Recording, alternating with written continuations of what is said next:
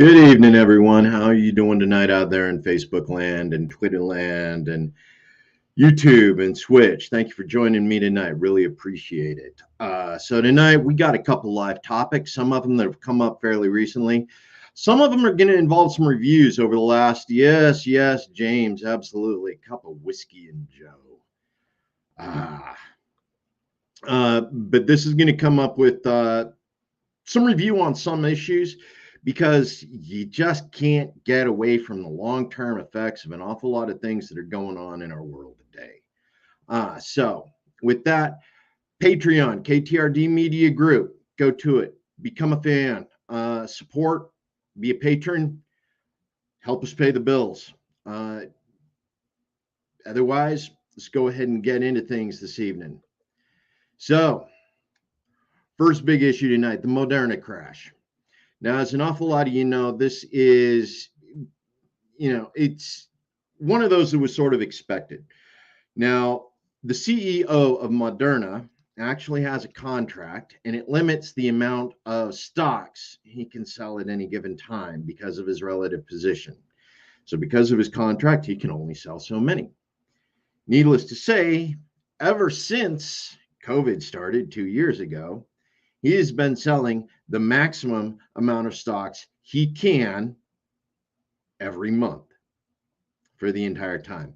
Now, this particular crash comes at a time when we're reaching the end of things, and you're starting to see our legislators recognize that the vaccine, the Moderna, the ability to continue to fund, not just Moderna, but the other organizations, Pfizer, Johnson & Johnson as well, through government.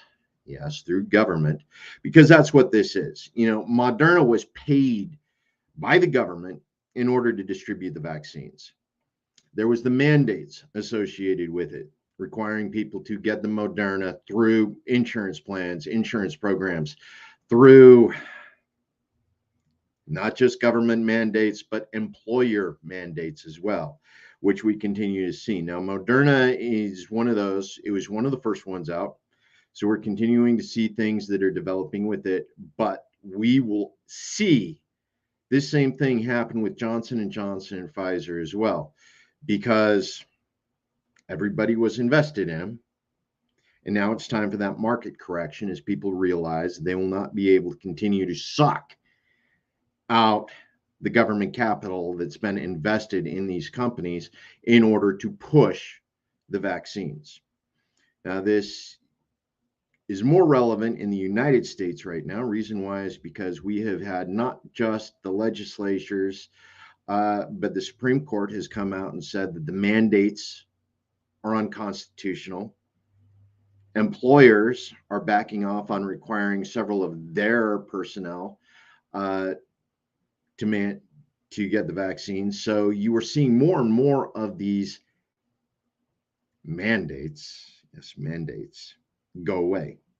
As the mandates go away, the profitability of the vaccine as an investor, mind you, continues to drop. So, Moderna, we had an awful lot of investors from our Congress, our Senate, all of that insider trading. Now that we've reached the end of the run for the COVID vaccines and the mandates, and all of the funding that's associated with that, you're starting to see, as we get ready for the election season, everybody starting to complain about insider trading in Congress. Now, mind you, Congress went out of their way to make sure that everything they did was actually legal, which honestly it's not. It's unethical as hell. And they actually had to write legislation decriminalizing their criminal behavior.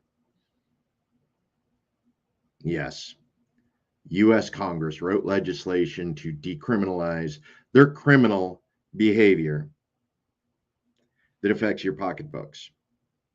It affects the cost of things. It affects your money.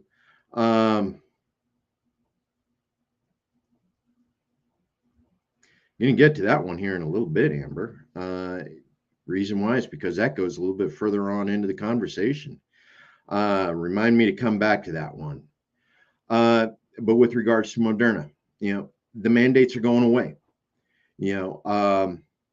Canada, Australia, some of the last holdouts as far as maintaining the mandate requirements, they're starting to fold on the process. They're starting to recognize that as an endemic, the requirement for the vaccines is unsustainable.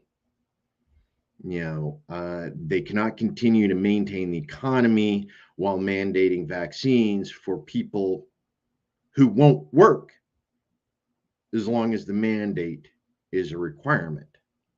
And in a lot of cases, this comes back to the issue that Amber's got here. The way protesters are labeled terrorists. Okay, there are countries, there are companies that have decided that refusal of the vaccine constitutes an act of terrorism. That doesn't fly in the United States, though. Canada is starting to roll back on that particular position, and you're seeing more and more of that in the European Union as well as Australia as they roll back the mandates and requirements. But we've set a precedent here, right, Amber? Amberly's got it. We have set a precedent. We have basically reached a point right now, and this was just the first trial run. See how many people would buy into it, how many people we could label as terrorists for objecting to government overreach. What percentage of the population can we actually get to stand behind the idea that if we don't like what you do, we can call you a terrorist? Needless to say, this goes back to the Moderna crash. Okay, $140 billion. So 140 billion. I think it was 140 million actually. The 140 million. No, it was 140 billion. They actually lost 140 billion in stock value over the last week. Right.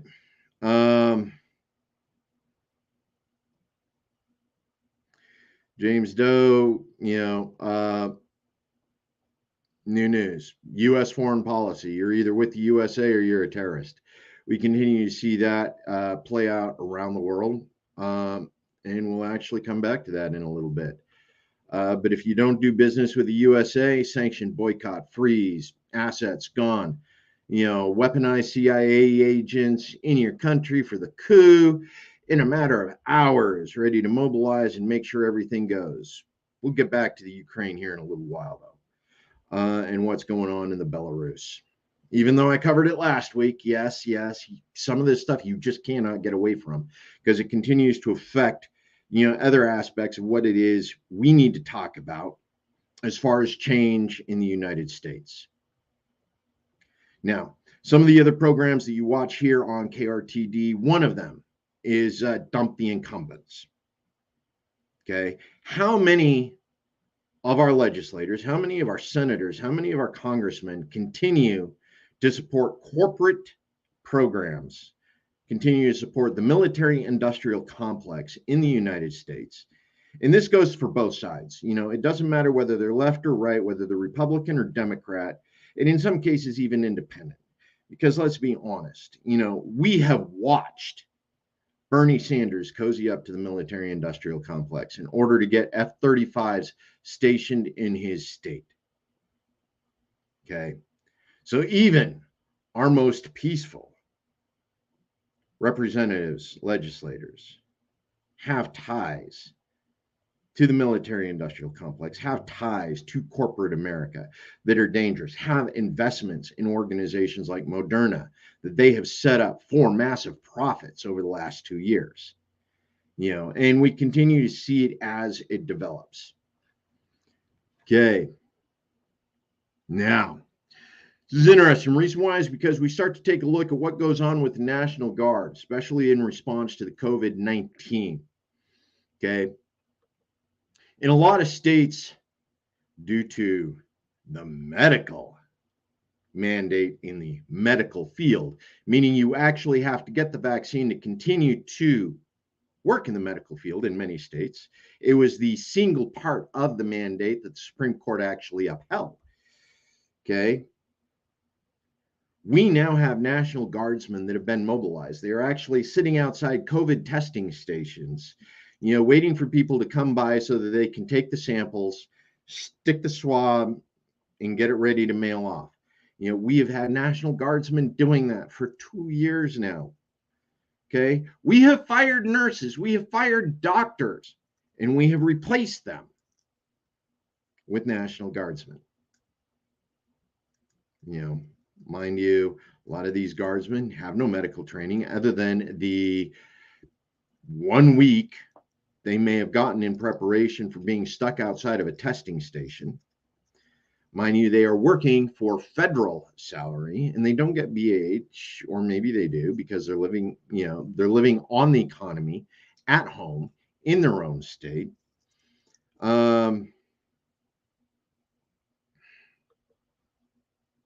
Good point, James. How many military personnel have had it flying around all over the world, unregulated? These are pilots. These are touching down in different states, different areas. We have National Guard in the Western Ukraine right now. Okay. Now, Western Ukraine, not Eastern Ukraine, that shares the border with the Belarus, but Western Ukraine on the European Union side, that have been doing exercises.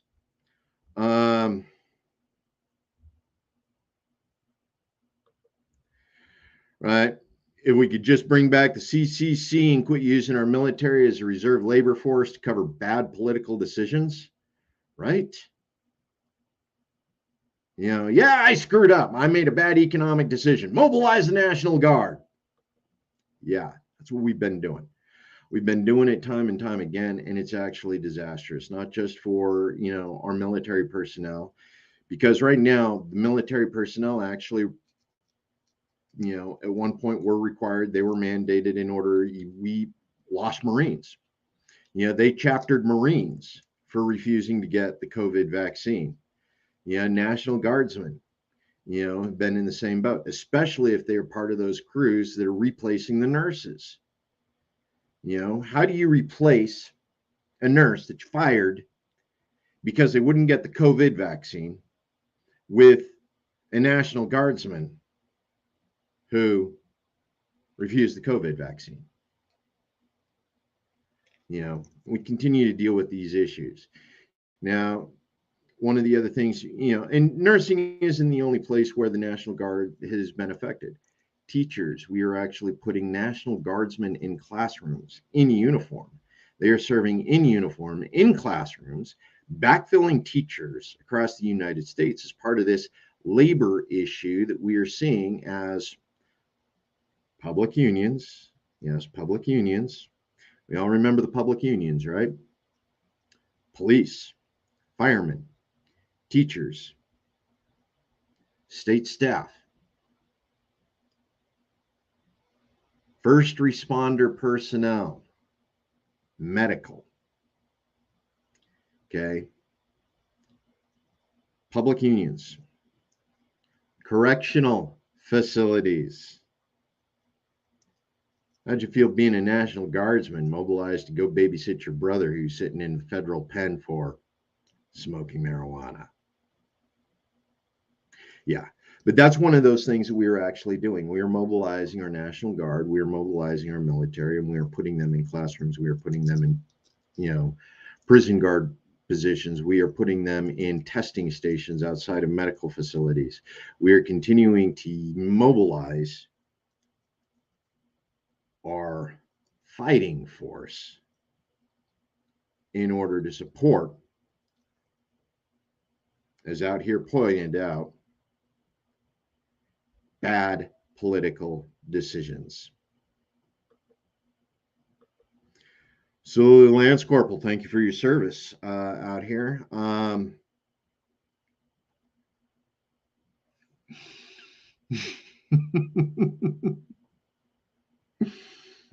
We actually had a meme about that. The service member actually up in front of the classroom.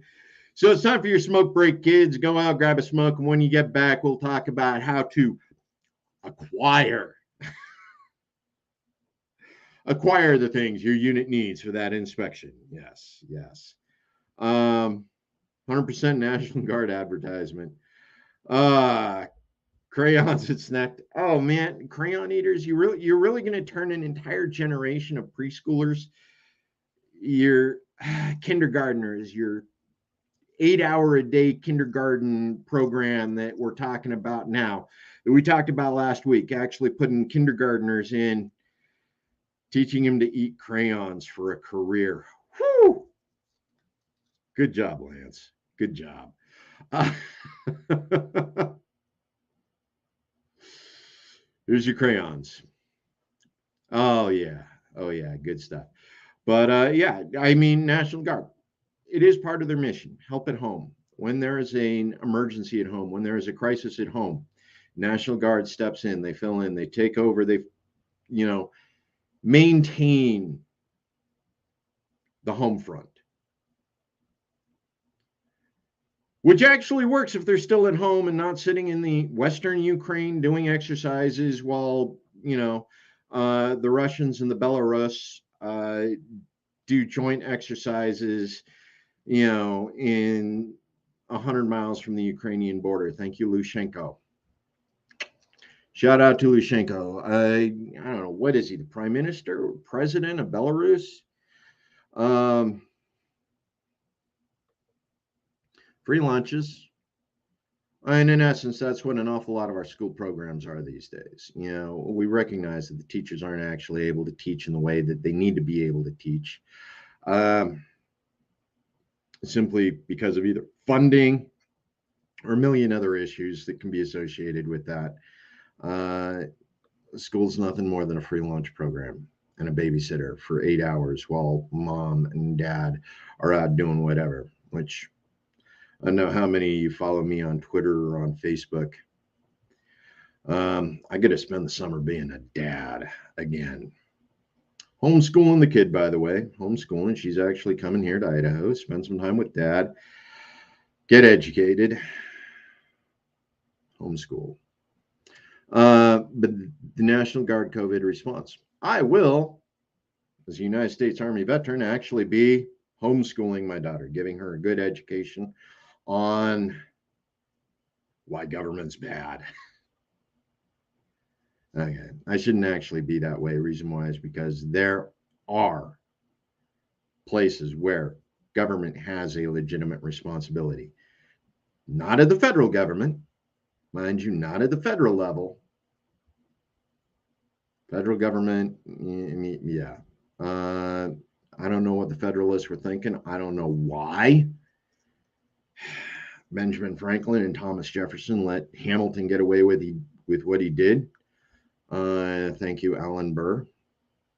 Okay, moving on. Aside from the National Guard being responsible for COVID response, we're also looking at this point number of places where we're looking at trucker strikes, supply chain management programs.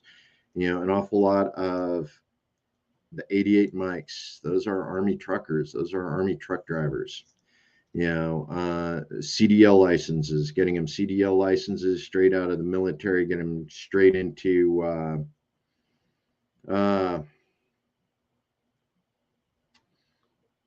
school did feed us good back in the day, didn't they? They really did.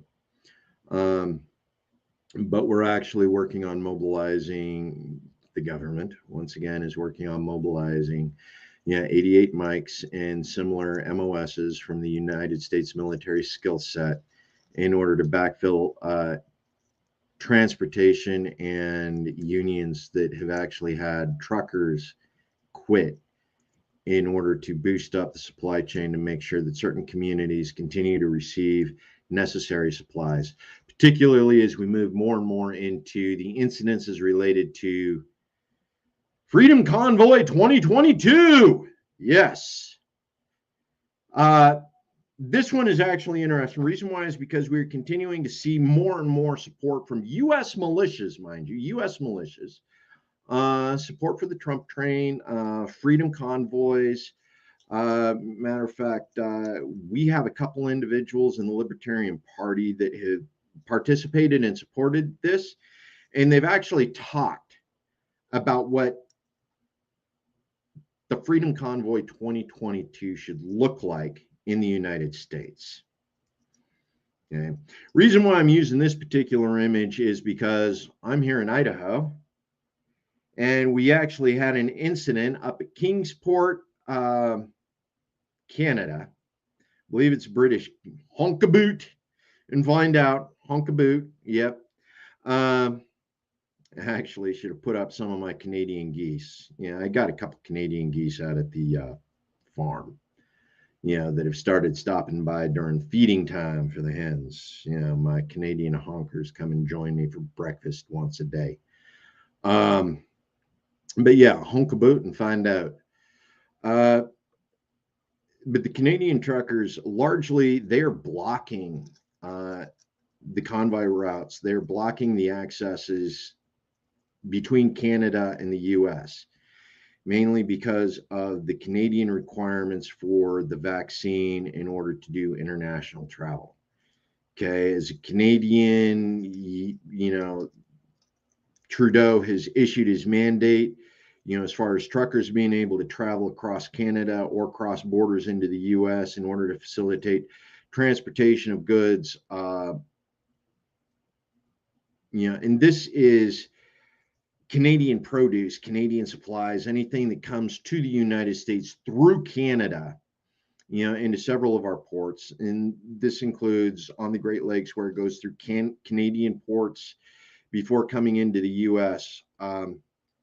So one of these places happens to be Kingsport. Kingsport is on the Idaho-Canadian border. We got this very small part, that happens to share a border with Canada. And elements of the Idaho Militia. Okay, I actually need to be careful because we have rules about unaffiliated militias in the state of Idaho and what they can actually be.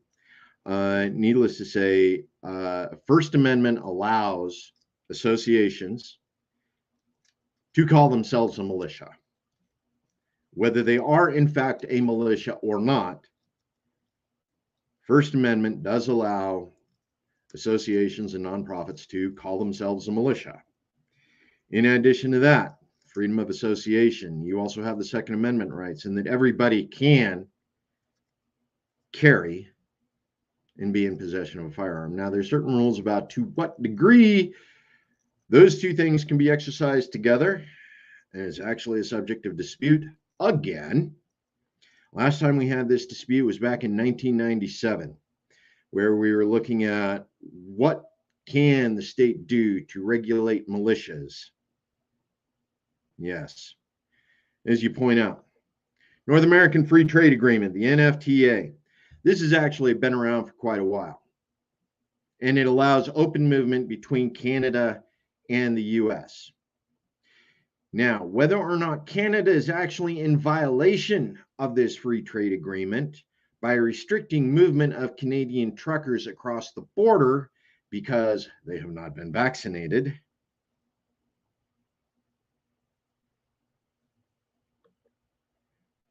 I'll go with you, DJ. Yeah, absolutely. I got you. I'll get back with that.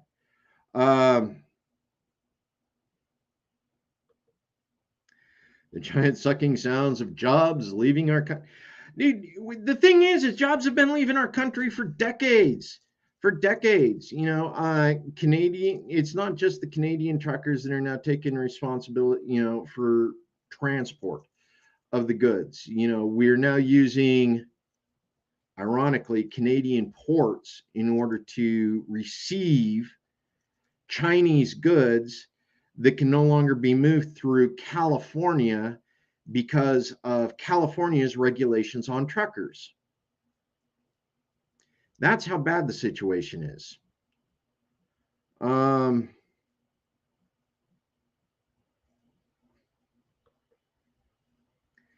Yeah, and Ross Perot was definitely right about that, but the thing is the free trade agreements, we were losing jobs long before then. We were losing jobs to China, and that goes clear back to Nixon. Thanks, Nixon. Yeah, absolutely there, Lance Corporal.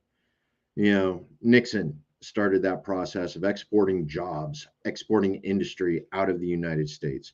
And we're continuing to see that as things develop. Right now here in the United States, we are seeing one of the highest rates of job transfer rates in history of the United States.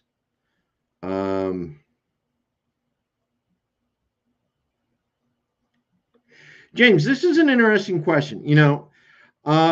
We aren't actually circumventing sanctions by porting into Canada from China. Okay. Reason why is because we don't have any really viable sanctions against China at the moment. What the problem is lack of portage. Okay. California right now has so overregulated the trucking industry that a significant portion of U.S. truckers will not go into California-based transfer points in order to pick up and move goods. And that's one of the reasons why the Canadians are seeing the influx of being able to move goods through their ports and bringing them into the United States. They're still doing the port thing, but they're not dealing with the California regulations.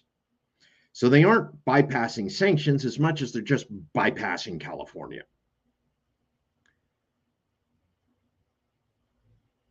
Which creates a whole different scenario with regards to a lot of things that are going on with regards to free trade in the United States, free trade, the international relationships between what's going on with COVID response, National Guard. This is one of those things. Yeah. Now I am moving along pretty quick here. But up in Kingsport, we actually had members of self-identified Idaho militias go up in support of the Canadian truckers at Kingsport and the blockade that they were doing at Kingsport of the U.S. border. Now, while they were up there, the Mounties actually took gasoline from the militia members that were able to cross the border. Some of the members of Kingsport actually countered and took several of the individuals hostage. They'd come across the border and refused to allow them to go back into Idaho, back into the United States until certain things had occurred. It's a really interesting response, actually, seeing U.S. citizens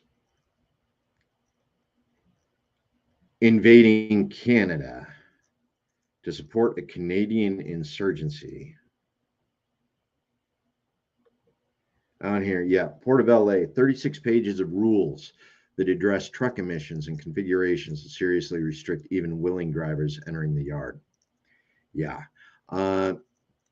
China's using Canada as a get around of California. And again, that's one of those things that we're looking at. Now, U.S. truckers are making changes. They are doing their own port access. They are just boycotting California after a certain point. But again, that's one of those things that's real interesting. Let's go ahead and get into that. Inflation. Inflation right now is the highest it's been in 40 years, and it's climbing. They're actually expecting it to hit 10% based on U.S. actions in the Ukraine right now related to the Ukrainian-Belarus exercises that are occurring along the Belarus-Ukrainian border. Okay, now inflation highest ever in 40 years. Okay, now that affects U.S. residents' purchasing power. However, we still continue to see increased profits in a number of industries across the United States. Whether it's related to food production, housing, a number of other different basic needs that are associated with living life here in the United States. We're seeing increased in transportation costs because they are not going through California. They are going through Canada. They are finding other ports.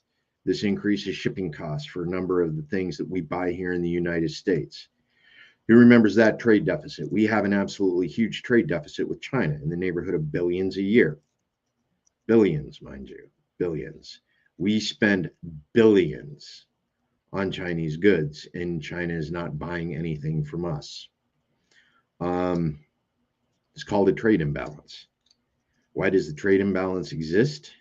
Thank you, Nixon, once again. But one of the reasons why is because right now the United States military has 11 carrier fleets that are pointed at every other nation in the world. We have U.S. troops stationed in 180 or 150 to 180 nations around the world, some of which are actually combat troops supporting combat operations, in addition to combat advisors that are operating out of Saudi Arabia supporting conflict in Yemen. We have National Guardsmen doing joint operations with the Ukrainians along the European Union side of the Ukraine, while we're continuing to watch Belarus and Russia conduct their operations on the western side of Belarus, right along the eastern border of Ukraine. All of this represents a dynamic in the way money flows. Now, this is an interesting tie-in with several of the other shows that are associated with KRTD Media. One of these is MMT. Okay. Now, I got my issues with MMT.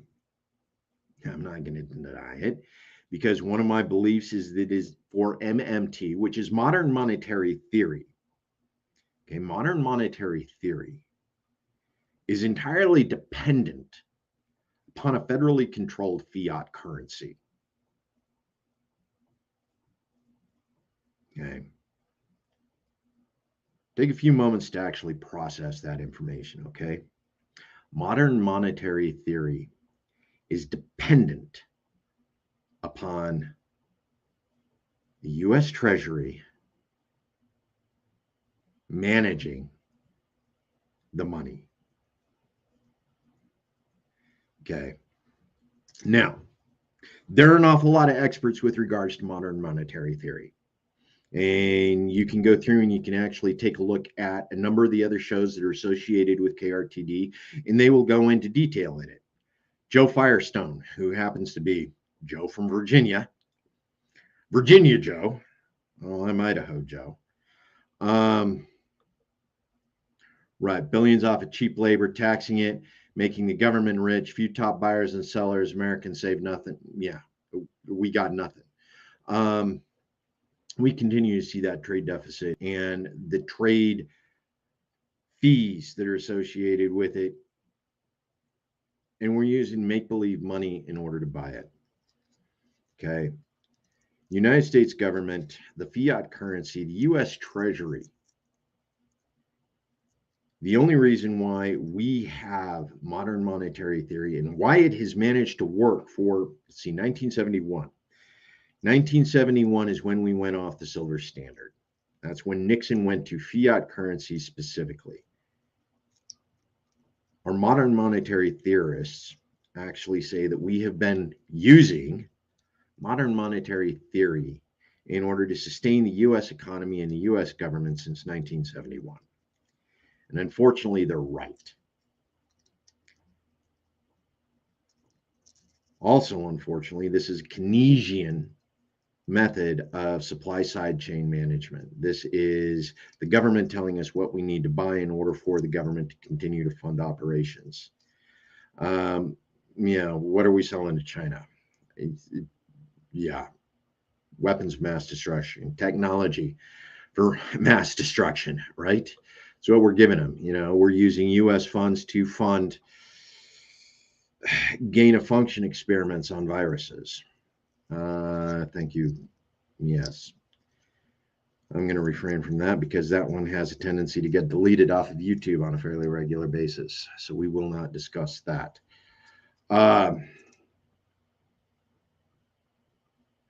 Amberly.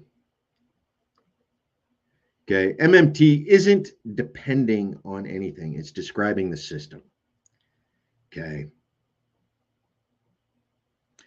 This is a fine point because It is the process of using the system that we are currently dependent upon to evaluate the US economy.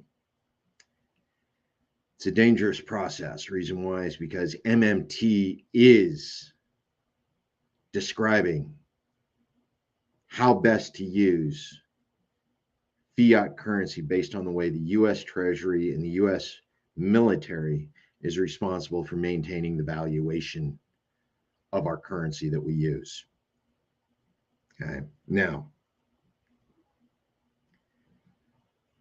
the Green Party of the United States does not support modern monetary theory in whole. The Libertarian Party does not support modern monetary theory. Now, there are a significant number of left and right who do very much support modern monetary theory as the way of managing the system that we currently use in a constructive way.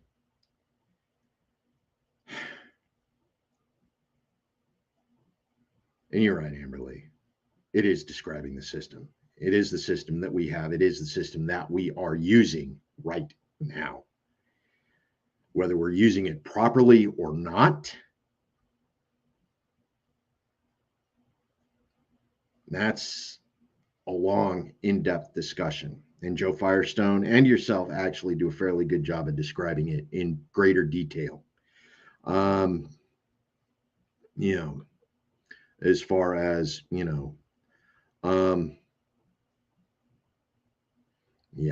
it's the theory of the system of systems that we currently use for economic encouragement here in the United States. We couldn't fight Vietnam, most of South America, Soviets, Iraq, Good point. We couldn't have.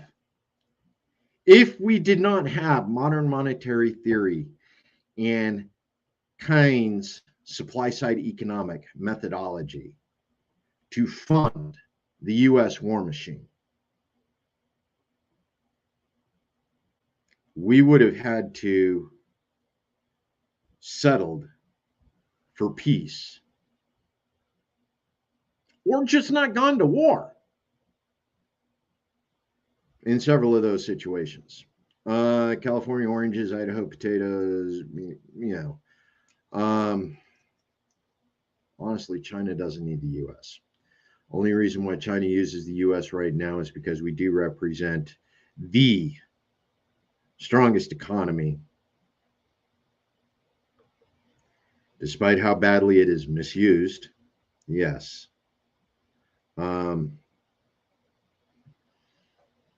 So the whole balance between China, the U.S., and the nation, just like you mentioned, James, Asia's got a huge backyard. We buy textiles from all of those countries, Thailand, Laos, Indonesia, Singapore. We buy from them using the same money that we pay China in order to maintain our trade deficit with them. Okay, a trade deficit that isn't based on fair trade, it's based on the U.S. manipulation of the U.S. dollar in order to maintain the appearance of wealth and continue to fund our military machine on U.S. debt.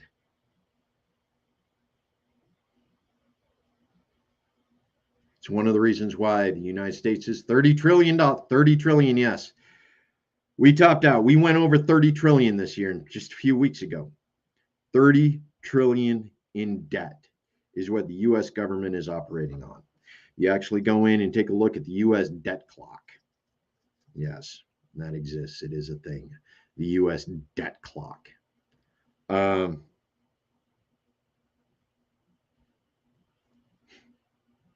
Yeah, James, absolutely. Canada, Mexico, South America.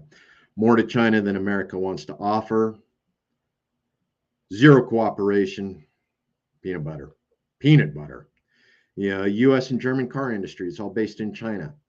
And thing is in order to base a car industry in China China actually has to own the copyrights and the intellectual property to anything that is built in China, your iPhones.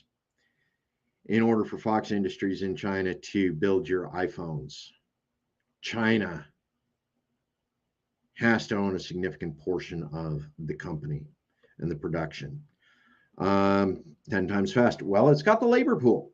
It really does. It's got the labor pool. Rural Chinese, right now, China is doing a forced migration. China is forcing all of the rural communities in China into cities. Who remembers that? All of China, the rural communities are being forced into cities. They're being forced into urban communities for the industrialization. The next industrial age of China is coming as all of these people are being forcefully relocated into cities, which right now are largely producing products for the United States. Substandard products, substandard steel, substandard technology. However, the US isn't making our own. So we get what China sells us. It's a significant problem. And for some reason, we still haven't quite been able to grasp.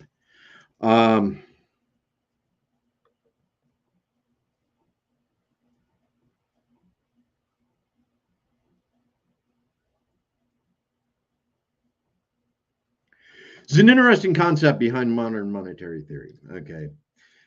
A lot of us take a look at the US debt clock and we recognize it as debt. Okay. This is money that the US government spent, okay, in support of one thing or another. Needless to say, the money has been spent. Okay. Now, from the modern monetary theory perspective, okay, this is US savings, the public savings, because eventually that 30 trillion is supposed to be paid back into the public good. However, once again, as you mentioned earlier, Amberly, we currently are not using modern monetary theory properly in order to manage the public debt or the public savings, as you say, for the public purpose. Once again, this is based on the fact that most of that debt is related to war and destruction. Again, it's one of those things that we need to step back and realize that peace in America, peaceful resolution, peaceful cooperation, economic cooperation, global economic cooperation across multiple cultures is actually to the benefit of everybody, as opposed to this, we're going to go out and kill everybody until we're the last man standing goal of success. It's one of the things I really like about the new generation, the millennial generation. Okay. I grew up on Sorry. I grew up on Milton Bradley. I grew up on competitive games that ultimately depended upon hurting your opponent in order to guarantee your success. Whether this was backgammon, whether it was chess, whether it was Monopoly, it was competitive. One of the things I saw developing, especially with my kids, with my children, is cooperation, cooperative games.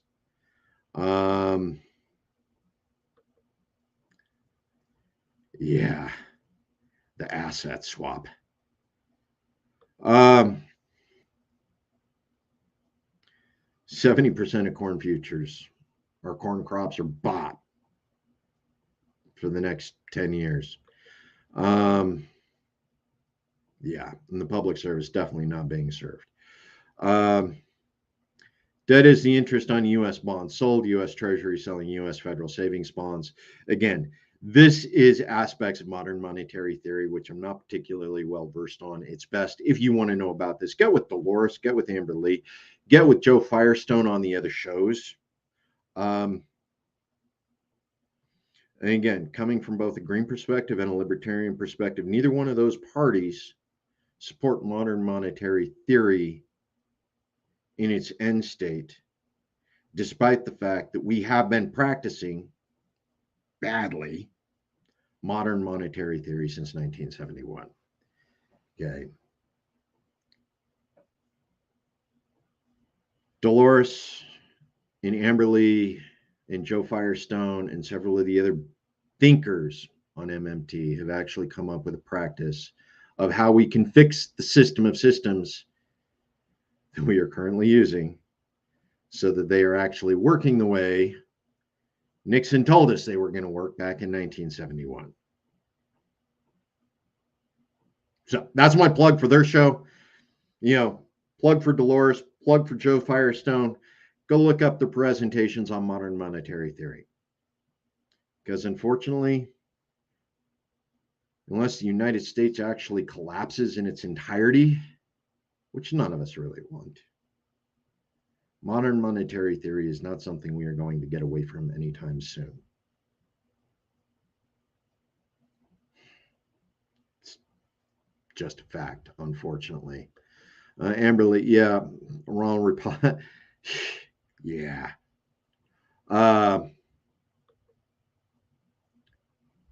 Crypto is an option.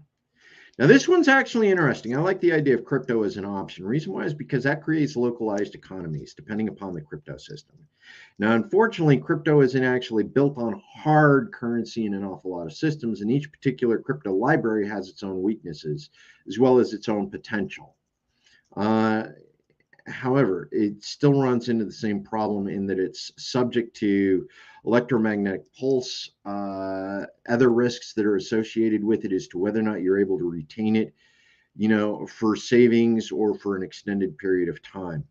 One of the new ones I like is actually called Seeds, Seeds, which is more about greening, is the intent is for trade among organizations, companies, and groups that are trying to be eco-friendly.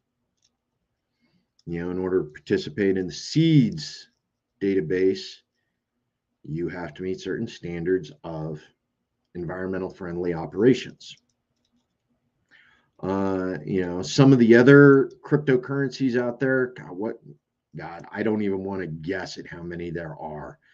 I open up my crypto wallet and I see 30 different, right off the top, 30 different. You got Bitcoin, Doge, Ethereum, offshoots from a number of them.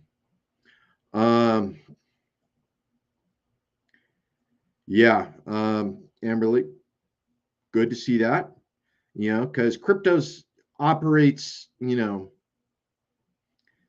freezing the bank accounts. Yes. What we're seeing in Canada right now, where they're actually threatening to freeze bank accounts of truckers who are protesting mandates because they might be terrorists.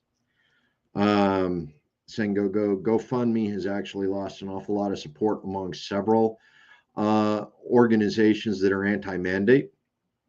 And now, mind you, anti-mandate versus anti-vax, these are significantly different issues. Okay, I come from a family that's mixed on the vax issue. Several of them have been vaccinated. Several of them have not. The big issue is whether or not we mandate. Do we insist that everybody be vaccinated? Well, I've had this discussion with multiple people, multiple different backgrounds, and really the number of people who are for universal vaccine mandates is really extremely few. And we're starting to see that in the polls, particularly as the polls start to decline at the end of 2 years of COVID. It has been 2 years of COVID now. Started early 2020. We are now early 2022. And we are recognizing that we have not been able to eliminate COVID the way we were told we could 2 years ago. COVID is still ever present. We do not have enough people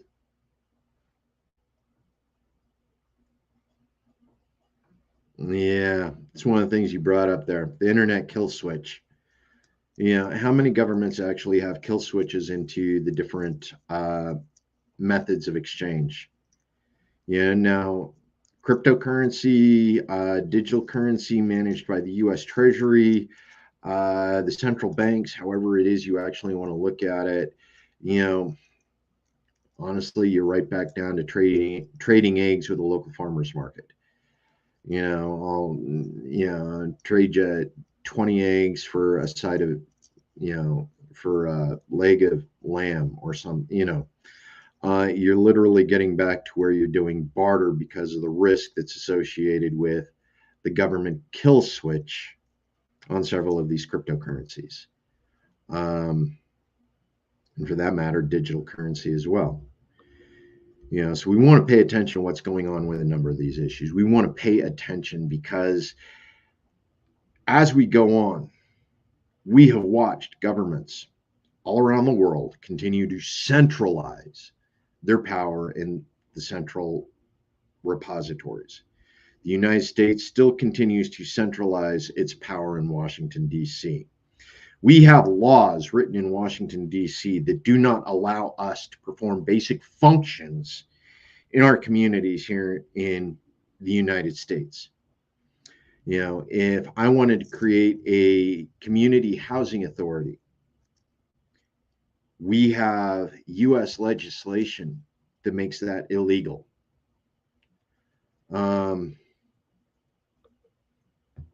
Unforfeitable and unseizable. It's tough to make that happen these days, man. It really is. And thing is well, we got a couple cryptocurrencies out there that have said they can do that. Have we really seen them tested? Have we really seen, them be able to withstand a full frontal assault from Ukrainian hackers? So shout out to the Ukraine. Honestly, I think the Ukrainian hackers are some of the best hackers in the world right now. They hack Russia, they hack the United States, they hack North Korea. Go Ukrainians. Who would have expected it from a country, with the GDP of Ohio? On second thought, I take that back. I completely understand why a country with a GDP of Ohio would start turning out hackers. Oh, God. Yes. Okay. We're closing in on 55 minutes here. I'd like to thank all of you for joining me tonight, especially to talk about crypto, talk about inflation. Remember, folks, decentralization, that's what it's about. Community. As long as you got family, friends, and community, you can make anything happen. I want you to remember that because you are the power. Take it, own it. Be the change you want to see in the world. Okay, have I loaded you up with enough of our favorite, quick quip phrases? Okay. Love you guys. See you around. Take care of each other.